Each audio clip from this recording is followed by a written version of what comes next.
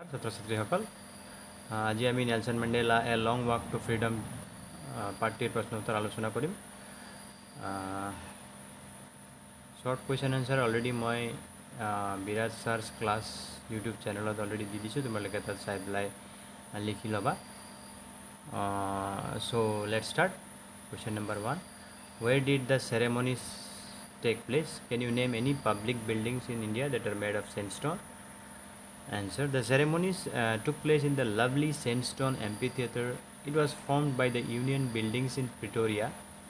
The Parliament House, the Rashtrapati Bhavan, the Taj Mahal, etc. are some examples of Indian public buildings that are made of sandstone. Question number 2. Can you say how 10 May is an autumn day in South Africa? South Africa lies in the southern hemisphere, hence the autumn season falls in May. At the beginning of his speech, Mandela mentions an extraordinary human disaster. What does he mean by this? What is the glorious human achievement he speaks of at the end? The extraordinary human disaster that Mandela mentioned at the beginning of his speech refers to the inhuman practice of apartheid, that is, the racial discrimination suffered by the blacks at the hands of whites in South Africa. At the end, the glorious human achievement that he spoke of refers to the establishment of South Africa's first democratic non-racial government. What does Mandela thank the international leaders for? He thanks the international leaders for coming to take possession with the native people of South Africa. It is a common victory for justice, peace, and human dignity. Question number 5. What ideals does he set out for the future of South Africa? He sets out the ideals of liberating his people from various bondages. These are of poverty, deprivation, suffering, gender, and other discriminations.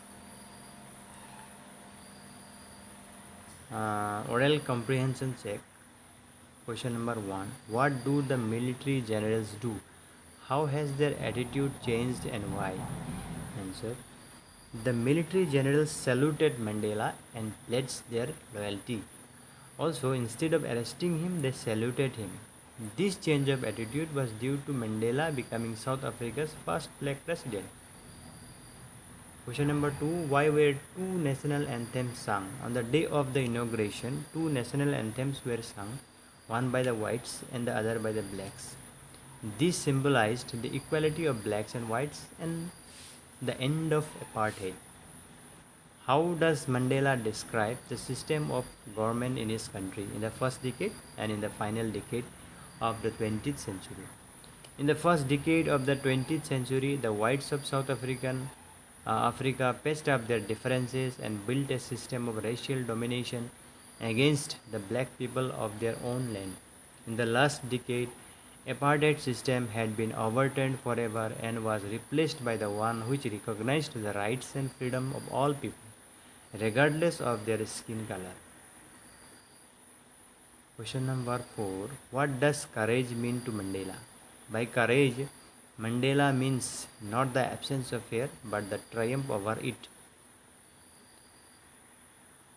Which does he think is natural, to love or to hate? He thinks that love comes more naturally to the human heart than its opposite, that is hate. Oral comprehension check. Question number 1. What twin obligations does Mandela mention? He mentions the twin obligations. First, obligation to his family, his parents, his wife and children. Second, obligations to his people, his community and his country. Question number 2. What did being free mean to Mandela as a boy and as a student? How does he contrast these transitory freedoms with basic and honorable freedoms? Or what did being free mean to Mandela as a boy and as a student? As a boy, by being free, Mandela meant to run in the field near his mother's hut, to swim in the stream, to roast mealies at night, and to ride the bulls. As a student, he meant to be free to stay out at night, to read what he pleased, and to go where he chose. These were the transitory freedoms, but the basic and honorable freedoms were the freedoms for the people. These were to live with dignity and self respect. Does Mandela think the oppressor is free? Why and why not? Answer. Mandela thinks that the oppressor is not free like the oppressed. A person who takes away another man's freedom is a prisoner of hatred. He is locked in prejudice and narrow mindedness. Why did such a large number of international leaders attend the inauguration? What did it signify the triumph of? By being a part of the inauguration, international leaders showed a gesture of solidarity and support to the idea of the end of apartheid. It signified the triumph of good over evil and the creation of a tolerant society without any discrimination. What does Mandela mean when he says he is simply the sum of all those African patriots who had gone before him? Mandela wants to say that he was not alone on the path of freedom. He was guided and inspired by all those African patriots who had contributed to the struggle against oppression. He wished to pay his respect to those who were not there to see the fruitification of their efforts and sacrifices. Would you agree that the depths of oppression create heights of character? How does Mandela illustrate this? Can you add your own examples to this argument? I partially agree with it. The strong ones, when oppressed, become strong in character, whereas the weak ones break down. Mandela says that the decades of oppression and brutality produced many patriots. They were like Oliver Tambos, Walter Sisulu, Chief Luthulis, Yusuf Tados, etc. Oppression created greats like Mahatma Gandhi, Jawaharlal Nehru, Bhagat Singh, etc. in India.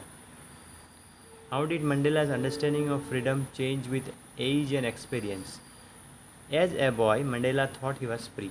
As a student, he knew he did not have freedom. Later, he realized that all blacks were deprived of their freedom, dignity, and self respect. Finally, he understood that he could not enjoy his limited freedom as long as his people were not free.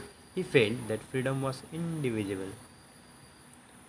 How did Mandela's hunger for freedom change his life? Mandela realized in his youth that it was not just his freedom that was being curtailed, but the freedom of all blacks. So the desire to free his people to live their life with dignity and self-respect changed a fearful man to a fearless rebel. That drove a law-abiding attorney to become a criminal, that turned a family-loving husband without a home, that forced a life-loving man to live like a monk.